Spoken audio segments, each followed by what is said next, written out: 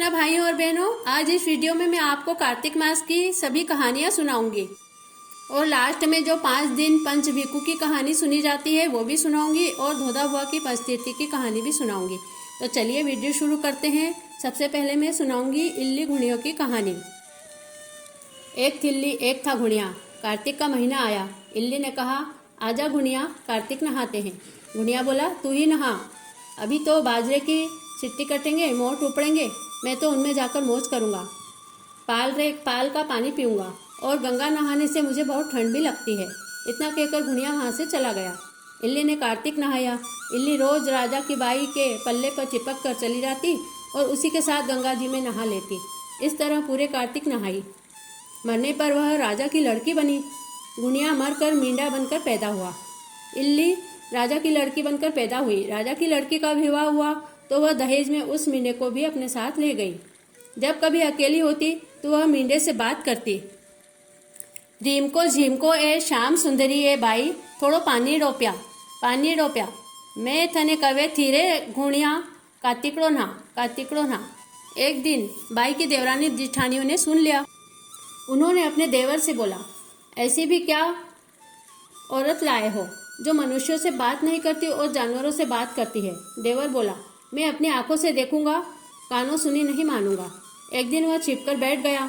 उसकी स्त्री अकेले देखकर मींढे से बातें करने लगी।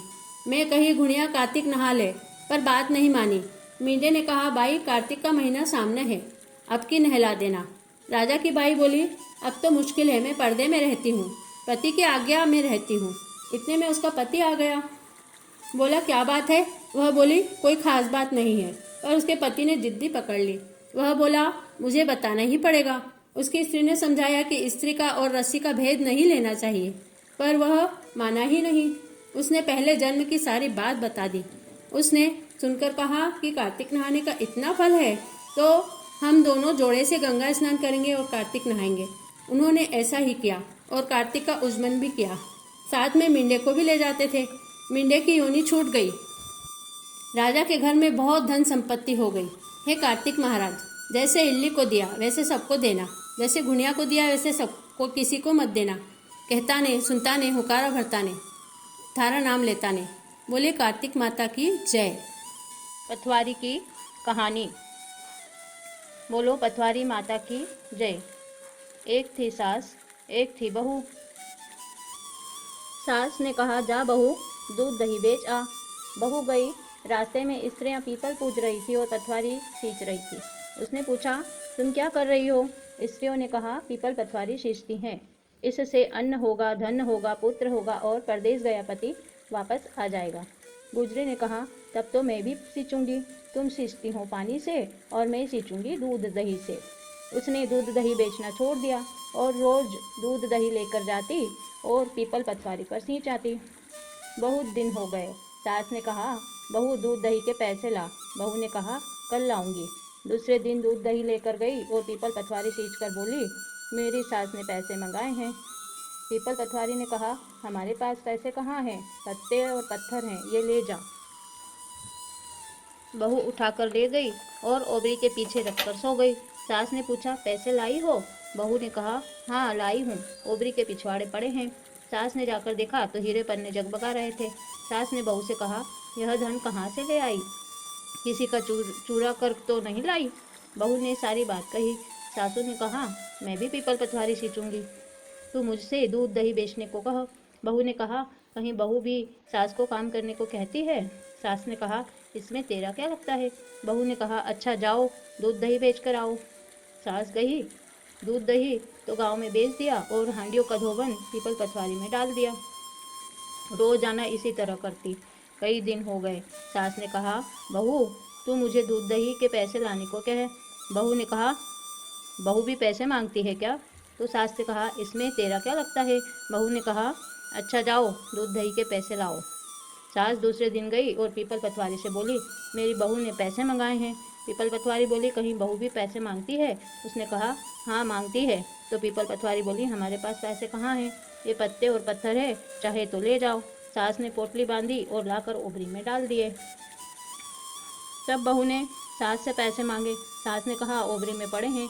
बहू ने जाकर देखा तो वहाँ सांप, कीड़े मकोड़े आदि थे। बहू ने कहा, सासू जी यह क्या किया? सास ने आकर देखा तो बड़ा दुख हुआ। पीपल पटवारी के पास गई और बोली, तुमने तो दगा किया है। उन्होंने कहा कि दगा तो तुमने किया जो दूध दही तो बेच देती थी और धोवन का पानी हमारे ऊपर डाल देती थी। तुम्हारी बहू ने सींचे दूध दही से, उसने सींचे धर्म के, तुमने सींचे पाप के। सास ने हाथ जोड़ लिए और पीपल पटवारी से माफ़ी मांगी। पीपल पटवारी ने अपनी माया समेट ली और सास बहू आनंद से रहने लगी। हे पटवारी माता, जैसे बहू को टूटी वैसे सबको टूटना। कहता न सुनता न होकारा भरता नहीं, बोलो पटवारी माता की जय। तुलसी जी की कहानी। कार्तिक के महीने सब कोई तुलसा माता को सींचने जाती, सब कोई तो सींच कर आती, लेकिन एक बुढ़िया माई आती जो तुलसा माता से रोजीना कहती, तुलसा माता सत की दाता, मैं बिल्लू सींचू तेरो, तू कर निस्तारो मेरो। तुलसा माता अड़वो दे गड़वो दे, पीताम्बर की धोती दे, मीठा मीठा घास दे, बैकुंठा का वास दे, चटक की चाल दे, पटक की मौत दे, चंदन को काट दे, झालर की झनकार दे, साई को राज दे, दाल भात को जिम्नो दे, 11 को दिन दे, कृष्ण को कांधो दे, प्रभात को समय दे। इतनी बात सुन सुनकर तुलसा माता सूखने लगी। भगवान ने पूछा कि तुम्हें इतनी सारी औरतें ध्याती मनाती हैं, तुम्हारी पूजा करती है, फिर भी तुम इतनी क्यों सूख रही हो? तुलसा माता ने कहा कि एक बुढ़िया माई आती है, वो रोजीना इतनी सारी बातें कह जाती है, मैं और तो सब कुछ दे दूंगी, लेकिन मैं कृष्ण का कांधा कहाँ से दूंगी? भगवान ने कहा कि बुढ़िया माई से कह देना कि वो मरेगी जब आप ही कृष्ण कांधा दे देंगे। थोड़ा दिन बाद बुढ़िया माई मर गई। सब कोई उनको उठाने लगे, पर वो इतनी भारी हो गई कि किसी से भी नहीं उठी। सब कोई कहने लगे कि पाप घाट की माला फेरती थी, इससे इतनी भारी हो गई है। भगवान बूढ़े ब्राह्मण का वेश धर कर आए और सबसे पूछने लगे कि यहाँ इतनी भीड़ क्यों हो रही है? सब बोले, एक बुढ़िया माई थी, मर गई, पापनी थी जो किसी से भी नहीं उठती है, बहुत भारी हो गई। जब भगवान ने कहा कि इसके कान में मुझे एक बात कहने दो तो वह उठ जाएगी, सब कोई ने कहा कि तुम भी अपने मन की काढ़ लो। भगवान ने जाकर बुढ़िया माई के कान में कहा, बुढ़िया माई, तुमने बिल्ला सींचा मेरा, मैं करूँ निस्तारा तेरा। बुढ़िया माई अड़वो ले गड़वो ले, पीताम्बर की धोती ले, मीठा मीठा घास ले, बैकुंठा का वास ले, चटक की चाल ले, पटक की मौत ले, चंदन का काठ ले, झालर की झनकार ले, साई को राज ले, दाल भात को जिम्नो ले और कृष्ण को कांधो ले। इतना सुनकर बुढ़िया माई हल्की हो गई। भगवान बुढ़िया माई को कांधे पर ले गए और बुढ़िया माई की मुक्ति हो गई। हर हर करती बैकुंठे में चली गई। हे तुलसा माई, बुढ़िया माई की मुक्ति करी वैसी सबकी करना, हमारी भी करना। कहता नहीं सुनता नहीं, हुकारा भरता नहीं, बोलो तुलसी माता की जय। गंगा यमुना की कहानी। गंगा जमुना 2 बहनें थी। एक खेत में से होकर निकली। पके हुए बाजरे के सिट्टे को देखकर जमुना का मन चल गया। उसने 12 दाने निकाल कर खा लिए और बोली, बहन गंगा, बाजरा तो बहुत मीठा है। गंगा ने कहा कि खेत के मालिक से पूछे बगैर खाने से तेरे चोरी का प्रायश्चित लग गया है। जब जमुना ने कहा कि यह कैसे उतरेगा, तो गंगा ने कहा कि तू खेत के मालिक के घर जाकर 5 वर्ष तक नौकरी करेगी तो यह उतरेगा।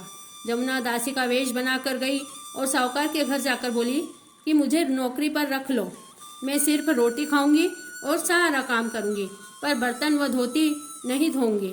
साहूकार ने रख लिया। वह काम करने लगी। वहाँ रहते रहते उसकी इज्जत हो गई। साहूकार कोई काम करे तो जमुना से पूछकर करे, खेत बोवे तो उससे पूछकर बोवे, तथा वो कहे वैसा ही अनाज बोवे और उस साल वही अनाज की फसल अच्छी होवे। साहूकार मालदार हो गया। एक दिन ग्रहण का पर्व आया। साहूकार अपनी पत्नी के साथ गंगा जी नहाने चला। जमुना जी ने कहा कि यह सोने का टका ले जाकर मेरी बहन को दे देना और कहना कि तुम्हारी बहन ने भेजा है। तब साहूकार गंगा नहाने गया तो उन्होंने कहा कि हे गंगा, तुम्हारी बहन ने यह सोने का टक्का भेजा है। तब गोरी बैया, हरी हरी चूड़ियाँ, गंगा मैया ने अपना हाथ निकालकर सोने का टक्का ले लिया और साहूकार से कहा कि जमुना से कहना कि तुम्हारे 12 वर्ष पूरे हो गए हैं, अब तुम वहीं से बहने लग जाओ। साहूकार ने आकर जमुना से कहा कि तुम्हारी बहन ने कहा है कि तुम्हारे 12 वर्ष पूरे हो गए हैं, अब तुम वापस आ जाओ। साहूकार के घर से दूध दही की तलाई बहने लगी। साहूकार ने बड़े बड़े पंडित बुलाए, सारी बात कही। पंडितों की समझ में नहीं आई, पर वे फिर भी बोले कि यमुना माता ने ही तेरे यहाँ नौकरी करी थी। क्यों करी यह तो हमें नहीं मालूम। साहूकार और साहूकारनी को बड़ा दुख हुआ। उनको पछतावा हुआ कि हमने न मालूम क्या क्या काम करवाया। यह पाप कैसे उतरेगा। कुछ खाए पिए बगैर सो गए। रात को जमुना माता सपने में आई। बोली इसमें तुम्हारा कोई दोष नहीं है। उसने नौकरी करने की बात बता दी और कहा कि तुम खाना खा लो। सुबह साहूकार उठा तो उसने अपनी सारी नगरी में ढिंढोरा पिटवाया कि कोई भी चीज उसके मालिक के बिगड़ पूछे नहीं लेना चाहिए। हे गंगा मैया, जैसे साहूकार के ऊपर टूटमान हुई वैसे सब कोई के ऊपर होना। कहता ने सुनता ने हुकारा भरता ने। बोलो गंगा माता की जय। जाटका भाटका विश्राम की कहानी। एक जाटका था, एक भाटका था। जाटका चला सासरे, भाटका चला बहन के यहाँ। दोनों जने कुएं की पाल पर मिले और बोले कि चलो नगर विशौरा करते हैं। भाटके ने कहा कि मैं तो अपनी बहन के यहाँ जाऊँगा तो जल्दी ही आ जाऊँगा। तू तेरे ससुराल जाएगा तो 8 दिन रहेगा, लाड़ सार होंगे, तू ही विश्राम कर। अब जाटके ने चावल का दाना और जल का गिलास लेकर नगर विशेरा कर दिया। बोला नगर बसेरो से कर सेनर धोवे पाँव, ताता मांडा लापसी देसी मारी माए न देसी मावशी, देसी द्वारका रोनाथ। भाटका अपनी बहन के यहाँ गया। अब जाते ही देखे तो बहन का मकान में आग लग गई है। बुझाते बुझाते टाट गंजी हो गई। और इधर जाटका अपने ससुराल गया तो सासू ने बहुत लाड़ चाव करे और 8 दिन रहकर बेटी जवाई ने अच्छी तरह से विदा कर दिया। अब दोनों फिर सामने मिल गए। तब उसने पूछा कि भाईले क्या बात है। तो उसने कहा कि क्या बताऊं, मेरी बहन के यहाँ आग लग गई, उन्होंने बहन को भेजा भी नहीं और बुझाते बुझाते इतना टाइम हो गया, मुझे रोटी भी नहीं मिली। अब वो पड़ोसन से बोली कि तुम्हारा भाई आया है, 2 दिन हो गए हैं, मेरे यहाँ से खाना ले जाओ और उसे जिमा दो। जब मैं जिमा और आया, जाटका तो अपनी औरत को साथ में लाया था। तब वह बोला कि मैंने तुमसे पहले ही कहा था कि नगर बसेरा कर लो। भाटके ने कहा कि तू ही कर, मैं तो मेरे घर जाऊंगा, वहाँ पर मेरी माँ मुझे गरम गरम रोटी खिलाएगी, तू ही विश्राम कर। जाटके ने विश्राम कर लिया और घर गया। माँ ने सब हालचाल पूछा, बेटे बहू को जिमाया। और भाटका घर गया तो माँ लकड़ी लेकर सामने दौड़ी और बोली कि जा भैंस गुम गई है, ढूंढ कर ला, जब रोटी मिलेगी। सारा दिन हो गया, घूमते घूमते भैंस भी नहीं मिली। अब जाटका और भाटका दोनों फिर रास्ते में मिल गए। जब जाटके ने कहा कि मैंने तुम्हें पहले ही कहा था कि नगर बसेरा कर लो, पर तुम नहीं माने। जाटके ने कहा कि चलो अब नगर बसेरा करते हैं। दोनों ने चावल का दाना और फूल लेकर झटपट नगर बसेरा कर लिया। झट से भैंस रेंगती हुई आ गई। भैंस को लेकर घर गया। माँ ने पूरी कहानी सुनाई कि मुझे को क्या क्या विपत्ति पड़ी है और उस दिन से सारी नगरी में ढिंढोरा पिटवा दिया कि घर से पियर सासरे जाते वक्त नगर बसेरा करें। नगर बसेरा करके घर से निकलने से सारे काम पूर्ण हो जाते हैं। हे नगर बसेरा भगवान, जैसे जाटके का काम संपूर्ण करा वैसा सबका करना। कहता ने सुनता ने हुकारा भरता ने। नगर बसेरा भगवान की जय। लक्ष्मी माता की कहानी। एक साहूकार था, उसकी एक बेटी थी। वह रोज पीपल सींचने जाया करती थी। पीपल के झाड़ में से लक्ष्मी जी निकलती और बोलती, आंबा केरी बीजली, सावन केरी तीज, गुलाब केरो रंग, ऐसो लक्ष्मी जी को रूप, कहती निकलती। एक दिन लक्ष्मी जी से साहूकार की बेटी ने कहा कि तू मेरी सहेली बन जा। साहूकार की बेटी ने कहा कि मैं अपने पिताजी से पूछ कर आऊँगी, जब तुम्हारी सहेली बन जाऊंगी। घर जाकर उसने अपने पिताजी से सारी बात कह सुनाई। तब पिताजी ने कहा कि वह तो लक्ष्मी जी है और हमें क्या चाहिए, तू सहेली बन जा। दूसरे दिन साहूकार की बेटी पीपल सींचने गई और लक्ष्मी जी की सहेली बन गई। एक दिन साहूकार की बेटी को लक्ष्मी जी ने न्योता दिया और कहा कि तुम मेरे यहाँ जिमने आना। सहेली ने पिताजी से पूछा और लक्ष्मी के यहाँ जिमने गए तो लक्ष्मी जी ने उसको ओढ़ने के लिए शाल दुशाला दिया। सोने की चौकी पर बैठाकर सोने की थाली में अनेक प्रकार के भोजन करवाए। जब साहूकार की बेटी खा पीकर अपने घर जाने लगी तब लक्ष्मी जी ने उसे पकड़ लिया और कहा, मैं भी तेरे घर जिमने आऊंगी। तब उसने कहा, अच्छा आ जाना। घर आकर वह रूठ कर उदास होकर बैठ गई। साहूकार ने पूछा कि लक्ष्मी जी के यहाँ भोजन करने गई थी तो फिर भी तुम क्यों उदास हो। तब उसने कहा कि लक्ष्मी जी भी अपने घर भोजन करने आएगी। साहूकार ने पूछा कि लक्ष्मी जी तो भोजन करने आएगी और तू उदास होकर बैठी है।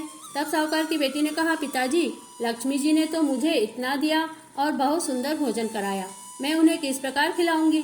हमारे घर में तो कुछ भी नहीं है। तब साहूकार ने कहा, जो अपने से बनेगा वही खातिर कर देंगे, परंतु तू गोबर मिट्टी से चौका देकर सफाई कर ले, चौमुखा दीपक बना ले और लक्ष्मी जी का नाम लेकर बैठ जा। उसी समय एक चील किसी रानी का नौलखा हार उठाकर उसे साहूकार की बेटी के पास डाल गई। साहूकार की बेटी ने उस हार से सोने की चौकी, सोने का थाल, शाल, दोशाला और अनेक प्रकार के भोजन की सामग्री खरीदी। इतना सामान लेकर घर आई और रसोई बनाकर रख दी। अब आगे आगे लक्ष्मी जी और साथ में गणेश जी साहूकार की बेटी के यहाँ आ गए। साहूकार की बेटी ने लक्ष्मी जी से सोने की चौकी पर बैठने को कहा। लक्ष्मी जी ने चौकी पर बैठने को बहुत मना किया और कहा कि इस पर तो राजा रानी बैठते हैं। तब साहूकार की बेटी ने कहा, यहाँ तो बैठना ही पड़ेगा, नहीं तो मेरे माँ बाप, भाई भतीजे क्या जानेंगे कि लक्ष्मी जी मेरी सहेली है। मेरे को तो 7 पीढ़ी यही रहना है। बाद में लक्ष्मी जी चौकी पर बैठ गई। सहेली ने लक्ष्मी जी की खूब खातिरदारी करके जिमाया। जिमने के बाद लक्ष्मी जी ने कहा, अब मैं घर जाऊंगी। सहेली बोली, अभी मैं बाहर होकर आऊंगी, तब तक तुम यहीं पर रहना। यह कहकर सहेली बाहर चली गई। उसके बाद वापस नहीं आई और लक्ष्मी जी वहाँ पर ही बैठी रह गई और साहूकार के धन ही धन हो गया। हे लक्ष्मी माता, जैसी साहूकार के घर चौकी पर बैठी, वैसी सबके घर चौकी पर बैठना। कहता ने, सुनता ने, हुकारा भरता ने, अधूरी हो तो पूरी करना, पूरी हो तो मान करना। बोलो लक्ष्मी माता की जय। 7 वार की कहानी। एक माँ बेटा था। माँ गंगा नहाने गई तो बहू से कह गई कि मेरे बेटे को सुबह रोटी दे देना। बहू ने कहा, अच्छा दे दूंगी। सुबह बेटे ने कहा कि माँ रोटी दे दो। तब बहू ने कहा, अम्मा जी नहीं है और रोटी भी नहीं मिलेगी, जब कमा कर लाओगे तब रोटी दूंगी। बेटा बोला, मुझे तो कमाना नहीं आता है। लेकिन बहू नहीं मानी और बोली, कमाने जाओ। तब वह बोला, अच्छा 4 रोटी और आम का अचार दे दो। बहू ने 4 रोटी आम का अचार दे दिया। वह रोटी लेकर निकाल गया और कुएं की पाल पर उदास होकर बैठ गया और सोचने लगा कि मैं तो कमाना नहीं जानता, अब क्या करूं। भगवान बूढ़े ब्राह्मण का रूप धरकर आए और बोले कि तुम ऐसे उदास क्यों बैठे हो। वो बोला, मेरी पत्नी कहती है कि कमाई करके लाओ तभी रोटी मिलेगी, लेकिन मुझे तो कमाना नहीं आता है। ब्राह्मण बोला, कमाना तो मुझे भी नहीं आता है, लेकिन मैं 8 वारों का नियम जानता हूँ। तुम भी नियम ले लो, जिससे तुम्हारे घर में अटूट भंडार भर जाएंगे। चावल के दाने, पानी की घंटी ले लो, ढके को उघाड़ दो और उल्टे को सीधा कर दो। इतना कहकर ब्राह्मण ने 7 वार की कहानी सुनाई। इतवार, सोमवार, मंगलवार, बुधवार, गुरुवार, शुक्रवार, शनिवार, 8 वारों का आसरा, भरियो पीहर सासरा। बस उसके अटूट भंडार भरते गए। घर आया तो बीबी बोली, कमाकर लाए हो क्या? उसने कहा, 8 वारों का नाम लाया। तब बीबी ने सोचा कि चलो कुछ तो लाए हैं। उसने कहा, चावल के दाने, पानी की घंटी लाओ, ढकों को उघाड़ दो, उल्टों को सीधा कर दो। उसने कहानी बोली। बीबी ने सुनी। इतवार, सोमवार, मंगलवार, बुधवार, गुरुवार, शुक्रवार, शनिवार, 8 वारों का आसरा, भरियो पियर सासरा। कुछ दिन बाद वह बेटी से मिलने गया। बेटी के यहाँ फटे पुराने कपड़ों में गया। तब बच्चों ने कहा कि नाना आए। बेटी बोली कि कैसे वेश में आए हैं? बच्चों ने कहा कि अच्छे वेश में नहीं है। तब बेटी ने उसकी कोई परवाह नहीं की। वह बोला, बेटी मेरी 8 वारों की कहानी सुन लो। तब बेटी बोली कि आज मेरा मुंह जूठा है, अभी मैं नहीं सुन सकती। तब वह भूखा ही सो गया। अगले दिन बेटी को दया आई और बोली, लाओ पिताजी कहानी कहो।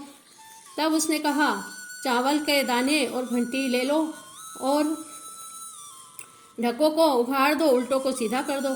तब पिताजी ने कहानी सही सुनाई और बेटी ने सुनी। कहानी सुनने से बेटी के घर में भी धन का भंडार भर गया। तब बेटी टोकने भर भर कर बांटने लगी।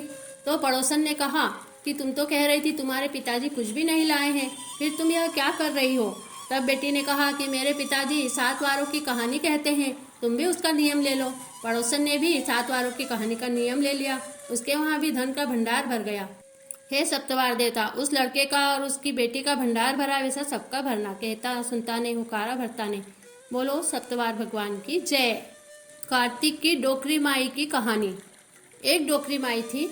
वह कार्तिक के महीने में व्रत किया करती थी और कार्तिक स्नान करती थी। तब श्री कृष्ण भगवान ने सोचा कि यह बेचारी डोकरी माई अकेली है, इसलिए कृष्ण भगवान उस डोकरी के लिए रोज एक खिचड़ी का कटोरा रख जाते थे। ऐसा करते करते काफी समय बीत गया। तब ऐसा देखकर उस डोकरी की पड़ोसन को बहुत जेलसी होती थी। एक दिन डोकरी गंगा जी नहाने गई। पीछे से कृष्ण भगवान खिचड़ी का कटोरा रख गए। तब उस पड़ोसन ने उस कटोरे को उठाकर पिछवाड़े फेंक दिया। कुछ दिनों बाद वहाँ पर 2 फूल उगाए। तब उस गांव का राजा वहाँ से निकल रहा था।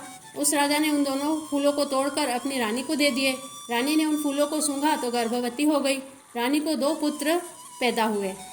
इधर जब से पड़ोसन ने खिचड़ी का कटोरा फेंका था, तब से बुढ़िया माई यही कहती हुई घूमती रहती थी कि कहाँ गई मेरी खिचड़ी, कहाँ गया मेरा बेला। ऐसा कहते कहते एक दिन वह घूम रही थी। उधर से राजा के दोनों राजकुमार शिकार खेलने जा रहे थे। तब उस डोकरी माई ने कहा, कहाँ गई मेरी खिचड़ी, कहाँ गया मेरा बेला। तब उन दोनों ने कहा कि हम ही तेरी खिचड़ी, हम ही तेरा बेला। इस तरह से रोज डोकरी माई को वो राजकुमार मिलते और वह कहती, कहाँ गई मेरी खिचड़ी, कहाँ गया मेरा बेला। और वो दोनों कहते कि हम ही तेरी खिचड़ी, हम ही तेरा बेला। यह बात सारे गांव में फैल गई। तब यह बात राजा को भी पता चली। राजा के दोनों राजकुमार किसी से भी बोलते नहीं थे, गूंगे रहते थे, लेकिन सिर्फ वह डोकरी माई से बोलते थे। तब राजा ने उस डोकरी माई को अपने महल में बुलाया और उनसे सारी बात पूछी। तब डोकरी माई ने कहा कि ये दोनों मेरी खिचड़ी के ही उत्पन्न हुए हैं। तब राजा ने डोकरी माई को भी अपने ही महल में रहने के लिए जगह दे दी और उसके बेटे के समान रहने लगे। डोकरी माई की खूब सेवा करने लगे और इस तरह कार्तिक का स्नान करने का डोकरी माई को फल मिला और वह दोनों राजकुमार भी बोलने लगे, हे कार्तिक माता, जैसा उस डोकरी माई को सुख दिया वैसा सबको देना। कहता ने, सुनता ने, हुकारा भरता ने। बोलो कार्तिक माता की जय। तारा भोजन की कहानी। एक राजा की बेटी थी। वह तारा भोजन करती थी। बेटी ने राजा से कहा कि पिताजी, मुझे 9 लाख तारे बनवा दो, मैं तारों का दान करूंगी। तब राजा ने सुनार को बुलवाकर ऑर्डर दिया कि मुझे 9 लाख तारे बना दो। परंतु वह सुनार बहुत उदास हो गया और सोचने लगा कि मैं 9 लाख तारे कैसे बना के दूंगा। तब उसकी पत्नी ने कहा कि तुम उदास क्यों हो गए हो। तब उसने कहा कि मुझे राजा जी ने कहा है कि 9 लाख तारे बना दो, अगर मैं नहीं बनाऊंगा तो राजा मुझे मृत्यु दंड देंगे। तब उसकी पत्नी ने कहा कि तुम चांदी का पतरा लाओ और उसके तारे के शेप बहुत सारे काट कर राजा को दे दो। तब सुनार ने ऐसा ही किया और उसे बहुत सारे तारे काट कर दे दिए। राजा बहुत खुश हो गया और राजा की बेटी ने वह तारे दान कर दिए। भगवान का सिंहासन डोलने लगा। उन्होंने कहा कि कौन इतना नियम कर रहा है।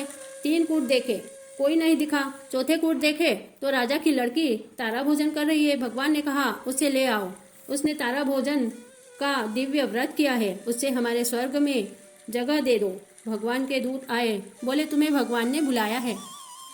उसने कहा, मैं अपने साथ सारी प्रजा और उस सुनार को भी ले जाऊंगी जिसने मेरे लिए तारे बनाए थे और मेरी कहानी सुनी थी। तब राजकुमारी के साथ सारी प्रजा और वह सुनार भी विमान में बैठकर चले। रास्ते में उसे घमंड आ गया कि वह तारा भोजन नहीं करती तो सबको विमान में बैठने को नहीं मिलता। यह देखकर दूतों ने उसे विमान से नीचे उतार दिया कि तुम्हें अभिमान हो गया है, इसलिए स्वर्ग में नहीं जा सकती। तब भगवान ने कहा कि उस राजकुमारी को कहाँ छोड़ा है। तब दूतों ने कहा कि उसे अभिमान हो गया था, इसलिए हमने उसे वहीं पर छोड़ दिया। तब भगवान ने उसे स्वप्न में कहा कि तुम अपना अभिमान त्याग दो तो तुम्हें स्वर्ग की प्राप्ति होगी। तब उस राजकुमारी ने भगवान से क्षमा मांगी कि हे भगवान, मुझसे गलती हो गई, मुझे क्षमा कर दीजिए। तब भगवान ने उसे वापस वैकुंठ का आवास दिया। हे भगवान, उस राजकुमारी को दिया वैसे सबको देना। कहता ने, सुनता ने, हुकारा भरता ने।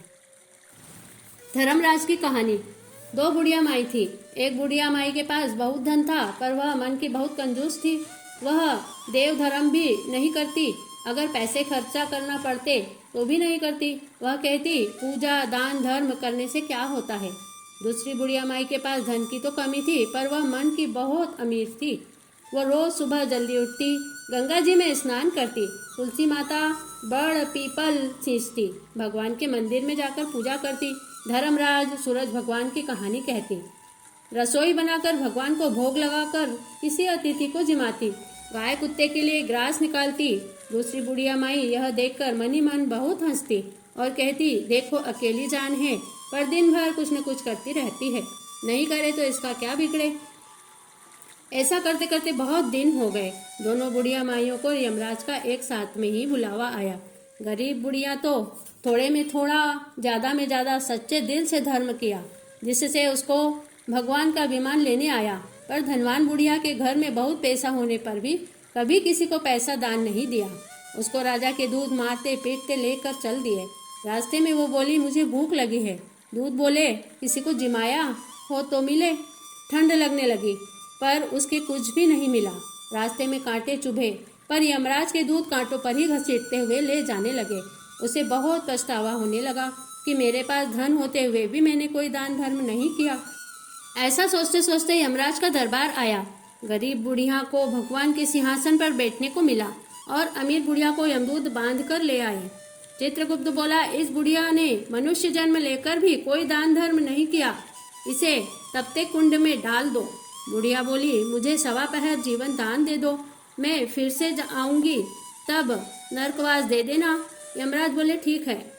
इधर लोग बुढ़िया को जलाने ले जाने लगे। इतने में वो जिंदा हो गई और आते ही संपत्ति दान धर्म करके बांट दी। जितने में सवा पहर हुआ और अब की बार बुढ़िया माई के लिए विमान आया। सवा पहर के दान धर्म से बुढ़िया को स्वर्ग का राज मिला। धर्मराज ने इस बुढ़िया पर कृपा की, ऐसी सब पर करे, कहते ने सुनता ने हुकारा भरता ने। बोलिए धर्मराज भगवान की। आंवले की कहानी। एक आंवलिया राजा था। वह रोज सोने के आंवले ब्राह्मण को दान देकर उसके बाद ही जीमता था। ऐसा देखकर बेटे बहू को यह बात अच्छी नहीं लगती थी। एक दिन राजा के बहू बेटे ने आंवले दान देने के लिए मना कर दिया और तिजोरी को ताले लगा दिए। राजा रानी को घर से बाहर निकाल दिया। वे जंगल में जाकर एक आंवले के वृक्ष के नीचे रहने लगे। 7 दिन हो गए। जब तक आंवले दान नहीं करे तब तक कुछ भी खावे पीवे नहीं। भगवान राधा दामोदर जी बोले, हम इनको सत्य नहीं रखेंगे तो हमें दुनिया में कौन सच्चा मानेगा। राजा रानी को भगवान ने स्वप्न दिया कि तुम उठो और देखो, यहाँ सोने की आंवला नगरी बस गई है, बहुत धन दौलत हो गया है। जिससे राजा का नियम फिर से शुरू हो गया। रोज सोने के आंवले दान करके प्रेम से रहने लगा। इधर बहू बेटे के घर तो खाने को दाना भी नहीं बचा। तब बेटे ने कहा कि जंगल में एक सोने की नगरी बसी है, वहाँ का राजा रोज सोने के आंवले दान करता है। वे दोनों सोने की नगरी में आ गए और राजा से बोले, महाराज हमको भी नौकरी पर रख लो। राजा ने दोनों को नौकरी पर रख लिया। एक दिन बहू से रानी बोली कि मेरे सिर से धूला निकाल दो। सिर धोने लगे, तभी बहू की आंख में से आंसू का टपका गिरा। तब रानी बोली कि तुम्हारी पीठ पर आंसू की टपका क्यों गिराया है, क्या बात है, तुम मुझे बताओ। जब बहू बोली कि मेरी भी सासू की पीठ पर ऐसा ही मस था। यह मस देखकर मुझे अपनी सास की याद आ गई। वह भी रोज सोने का आंवला दान देकर ही जीमती थी। हमने उनको आंवले दान देने से मना कर दिया और घर से निकाल दिया। तब राजा रानी बोले कि हम ही तुम्हारे सास ससुर हैं, तुमने हमारे निकाल दिया था, लेकिन हम तो भगवान के सत पर जिए और आंवला भगवान ने हमें सब कुछ दिया है। वे राजा रानी और बेटे बहू सब एक जगह अच्छी तरह से रहने लगे और बेटे बहू भी आंवले का दान करने लगे। भगवान जैसे राजा रानी को टूटे वैसे सबको टूटना। कहता ने सुनता ने हुकारा भरता ने। बोलो आंवला भगवान की जय। पंच भिखू की कहानी। एक साहूकार के बेटे की बहू बड़ी ही सुंदर थी, पतिव्रता नारी थी, अपने सत पर चलती थी। कार्तिक का महीना आया, रोज गंगा स्नान को जाती थी। राजा का राजकुमार भी गंगा स्नान करने जाता था। उसने सोचा, मेरे से पहले नहाने वाला यह कौन है, पता लगाना चाहिए। एक दिन जल्दी ही आकर छिपकर बैठ गया। साहूकार के बेटे की बहू जब नहा कर जाने लगी तो उसने देख लिया। वह जल्दी से घर की ओर जाने लगी तो उसके एक पांव की जूती तथा माला वहीं रह गई, जिसे राजा का कंवर उठा लाया और कहला भेजा कि 5 रात मेरे महल में आवेगी तो ही माला मोचड़ी मिलेगी। साहूकार के बेटे की बहू ने सोचा कि ना करूंगी तो यह अपने सिपाहियों के हाथ बुलवा लेगा, अतः उसने हाँ कर ली और गंगा माता से प्रार्थना की कि मेरा सत रखना, और बोली, हे राय दामोदर कार्तिक के ठाकुर, पाचू पांडु छठे नारायण तुलसा सालाग्राम लपसी तपसी, मेरा सत रखना और इस साहूकार के बेटे को परास्त कर देना।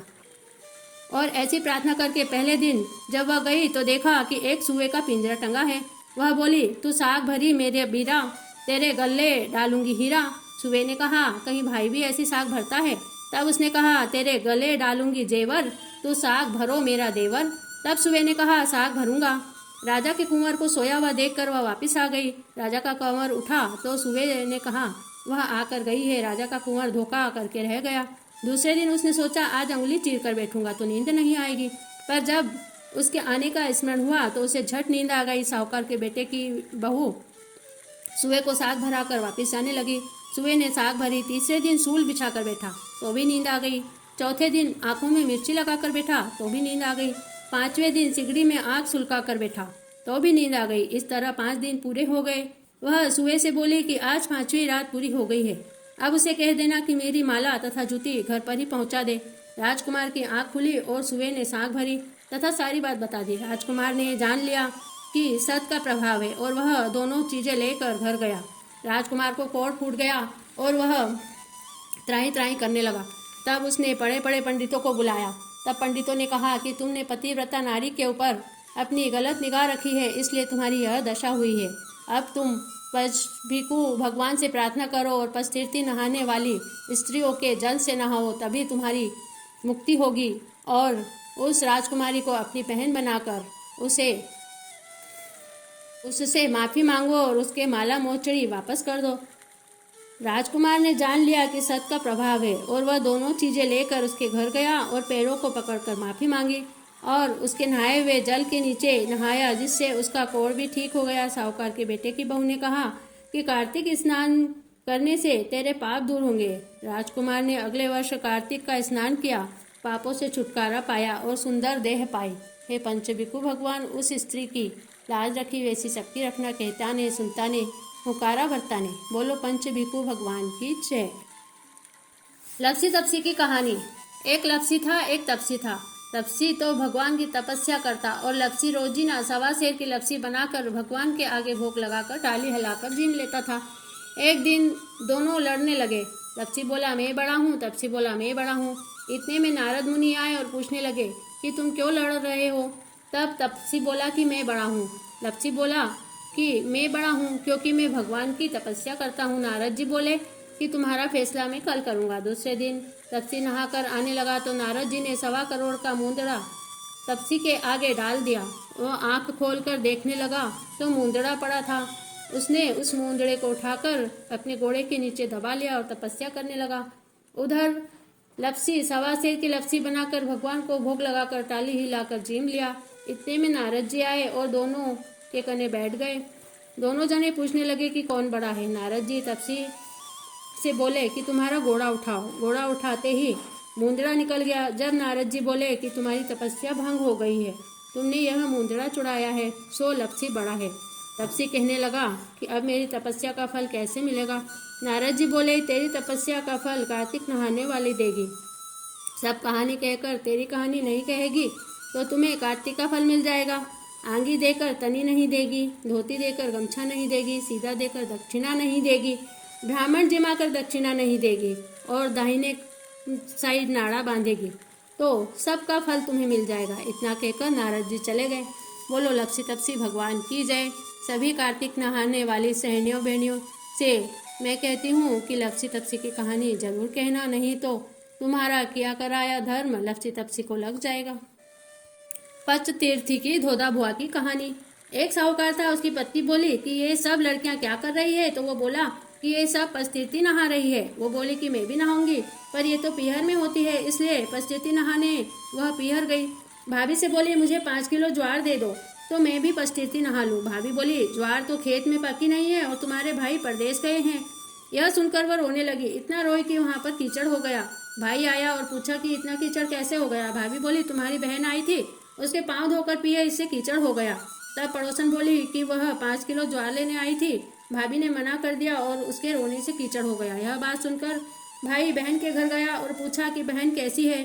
तब बहन बोली कि पचतीर्थी नहाऊंगी, वो पीहर की होती है, भाभी ने मना कर दिया तो मैं वापस आ गई। बहन की यह बात सुनकर भाई घर आकर उदास होकर बैठ गया। पत्नी ने पूछा आज उदास क्यों बैठे हो। तब वह बोला तेरे पीहर में आग लग गई है, सब कुछ जल गया, खाने को कुछ भी नहीं बचा। तो वह बोली अपने यहाँ धन की क्या कमी है, यहाँ से बहुत सा धन व सामान ले जाओ। तब उसने एक थैला गेहूं का, एक थैला ज्वार, एक डिब्बा घी, एक थैला शक्कर, एक मोहरे का घड़ा व पेटी भरकर कपड़ा, ये सब सामान एक गाड़ी में भरकर लड़के को बिठा दिया और बोला चल ये सब नानी के यहाँ देकर आते हैं। बाप बेटे जाने लगे। थोड़ी आगे गए तब लड़के ने कहा कि यह तो बुआ के घर का रास्ता है, नानी के घर का रास्ता तो उधर है। पापा बोले चुप बैठ जा, पहले बुआ से मिलकर आएंगे। और बुआ के घर पहुँचे। वहाँ जाकर बुआ से बोले यह सब सामान उतार लो। सामान देकर घर आ गए। घर आकर छोरे से बोले, तेरी माँ को मत कहना, नहीं तो बहुत लड़ाई करेगी। छोरे के पेट में वो बात पच नहीं रही थी और पापा से बोले कि पापा कह दूं। पापा ने बोला, चुप बैठ जा। माँ ने अपने पीहर के हालचाल पूछे, बेटा नानी कैसी है, मामी कैसी है? तब बेटे ने गर्दन हिलाकर हाँ कह दी। माँ ने सब की खबर पूछने पर भी कुछ नहीं बोला। हाँ में गर्दन हिला दी। उसके बाद दोनों बाप बेटे खाना खाने बैठे। तब फिर छोरे ने बोला, पापा अब कह दूं? पापा बोले, अभी नहीं कहना, खाना खाने के बाद। पापा ने बोला, छोरा अब कह दे। लड़का बोला, माँ ये सब सामान नानी के यहाँ नहीं बुआ के यहाँ देकर आए हैं। यह बात सुनकर माँ बहुत गुस्सा हुई और अटवे खटवे की पार्टी लेकर सो गई। उसके बाद पति ने बहुत मनाया। तब उसके बाद वो बोली, एक शर्त पर उठूंगी और रोटी खाऊंगी, जब तुम्हारी बहन को काला मुँह करके गधा पर बैठाकर लेकर आओगे। उसकी यह बात सुनकर पति अपने सास से जाकर उदास होकर बैठ गया।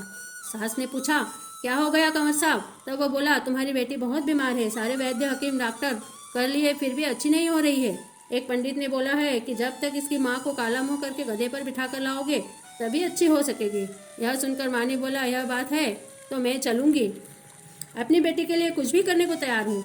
माँ ने काला मुँह कर लिया, गधे पर बैठकर आ गई। घर आने के बाद पति ने पत्नी को उठाया और बोला, उठ मेरी बहन गधे पर आ गई है। पत्नी उठी और चप्पल निकाली और गुस्से में आकर चप्पल मारती जाती और बोलती जाती, गेहूं की बोरी भी धोधा भुआ के मुँह में दे, शक्कर की बोरी भी, घी का डब्बा भी धोधा भुआ के मुँह में दे, मोरे का घड़ा भी धोधा भुआ के माथे में दे। खूब मारने के बाद माँ गधे पर बैठी थी। बोली, बस कर बेटी बस कर, अब तो मेरो माथो सूझ गयो। उसकी माँ को गधे पर देखकर बोली, अरे मैंने तो तेरी बहन को बुलाया था और तुम मेरी माँ को ले आए। फिर वो बोला, देख बंदे की फेरी, अम्मा तेरी की बहन मेरी। तब उसकी माँ सुवर्ली बन गई तो उसने कहा कि देख बंदी का चाला, तेरी बहन का मुंह किया काला। तब वह बोला कि देख बहन मेरी है कि माँ तेरी है। तब उसने कहा कि तुमने मेरी माँ की ऐसी दशा की है।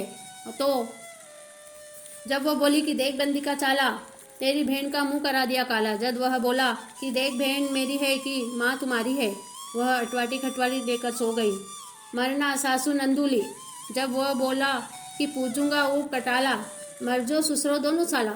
जब वह बोली कि मेरा भाई बाप मरवाने के लिए है क्या, तो वह बोला कि मेरी माँ बहन भी फालतू नहीं है। वह बोली, मेरी माँ कैसे ठीक होगी।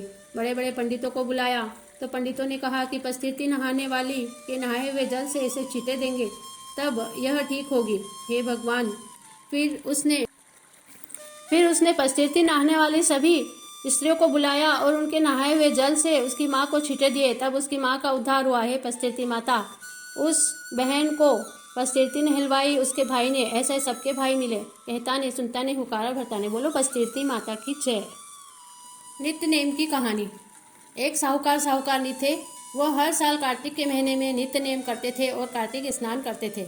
वह गंगा जी में नहाते, तुलसी जी सींचते, तुलसी पीपल केला पथवारी घाट बाट करते, नगर बिछोवा करते, दीपदान करते, सत्यनारायण भगवान राम लक्ष्मण जानकी साथ में हनुमान जी सभी के दर्शन करते, सभी के मंदिर जाते और दान पुण्य करते, गौ माता की पूजा करते, आंवला भगवान की पूजा करते। इस तरह रोज का नित्यनेम करके वो फिर घर आते थे। ये सब करने से सेठानी बहुत थक जाती थी और सेठानी को कोई भी संतान नहीं थी। तब वह बोलती थी कि अगर हमारा बेटा होता तो बहू भी आ जाती। तब साहूकार ने कहा कि मैं खांडे से शादी करके तुम्हें बहू ला दूंगा। तब साहूकारनी ने खांडे से शादी करके एक नई बहू ले आए। जब नई बहू घर में आई तो सास ससुर की बहुत सेवा करने लगी। जब सास ससुर नित्यनेम करके घर आते तो बहू उनके लिए बहुत अच्छे अच्छे भोजन बनाती थी और उन्हें गरम गरम खाना खिलाती थी। साहूकारनी बहुत खुश थे। तब साहूकारनी गंगा जी नहाने जाती तो बहू से कहती कि आगे मत बुझने देना। एक दिन आगे बुझ गई तो बहू पड़ोस में आगे लेने गई। तब पड़ोसन ने कहा कि तुम कौन हो? तो उसने कहा कि मैं सेठ सेठानी की बहू हूँ। तब पड़ोसन ने उसे सिखा दिया कि इनका तो कोई भी बेटा नहीं है, ये दोनों तो निसंतान है। तब बहू ने कहा कि अब मैं क्या करूं? तो पड़ोसन ने कहा कि आज पूरा भोजन बिना नमक का बना देना। तब सेठ सेठानी कहेंगे कि भोजन में नमक नहीं है तो तुम कहना कि नमक बिना भोजन अलूना और बेटे बिना बहू अलूनी। तब बहू ने ऐसा ही किया। तब सेठ सेठानी थर थर काँपने लगे और सोचने लगे कि हे भगवान अब हम क्या करें। तब सेठ सेठानी दोनों दुखी होकर सो गए और यह सोचने लगे कि अब क्या होगा। तब नित्यनेम भगवान ने उनकी मन की चिंता जान ली और उन्हें स्वप्न में कहा कि सेठ सेठानी, मैं तुम्हारे नित्यनेम से बहुत खुश हूँ, बोलो तुम्हें क्या चाहिए। तब सेठ सेठानी ने कहा कि हे नित्यनेम भगवान, हमारी लाज बचा लो और हमारी बहू के लिए हमें एक बेटा दे दो। तब नित्यनेम भगवान ने कहा कि तथास्तु। दूसरे दिन बहू ने कहा कि मुझे 7 कोठों की चाबी चाहिए। तब सासू जी ने 7 कोठों की चाबी दे दी। बहू ने 7वां कोठा खोला तो देखती क्या है, उसमें गंगा जमुना बह रही है, चारों तीर्थ हो रहे हैं, सैनी बहनियाँ कार्तिक नहा रही है, कथा कह रही है और एक 16 वर्ष का राजकुमार झूले में झूल रहा है।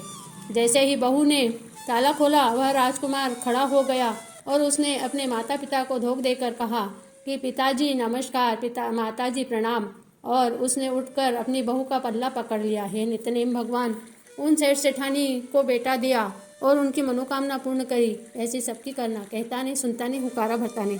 बोलो कार्तिक माता की जय, नित्यनेम भगवान की जय। गणेश जी की कहानी। एक छोटा सा छोरा था, चमची में चावल चमची में दूध लेके घूम रहा था। कोई मेरी खीर बना दो, कोई मेरी खीर बना दो। एक डोकरी माई ने बोला कि ला बेटा, मैं तेरी खीर बना दूँ। डोकरी माई ने बड़े बड़े कढ़ाव चढ़ दिए। गणेश जी ने उसमें 1 चम्मच दूध और 1 चम्मच चावल डाल दिए। कढ़ाव लबालब खीर के भर गए। डोकरी माई ने सारी नगरी को जिमा दिया। अब डोकरी माई को बहू को भूख लगी तो भर के कटोरा दरवाजे के पीछे बैठ गई और बोली, आओ गणेश जी, भूख लग जाओ। अब गणेश जी घूमते फिरते आए। माँ ने कहा, आ बेटा, अरे खीर खा ले। गणेश जी ने कहा, तुम्हारी बहू ने छिप कर खाई थी, मैंने तो तभी खा ली। मैं वासना का भूखा हूँ। तो खोदेगी तो धन धन निकलेगी, तेरी बहू खोदेगी तो कंकर पत्थर निकलेगा। जाते ही झोपड़ी को लात मार गया। जय गणेश जी, जय गणेश जी करता हुआ चला गया। गणेश जी की जय। इसके अलावा हमने हमारे चैनल पर और भी बहुत सारी कार्तिक की कहानियाँ डाली हैं, आप उन्हें ज़रूर सुनिएगा। धन्यवाद। प्रिय बहनों, आपको हमारी कहानियाँ पसंद आई हो, हमारा वीडियो पसंद आया हो तो इसे सब्सक्राइब कीजिए और अधिक से अधिक शेयर कीजिए।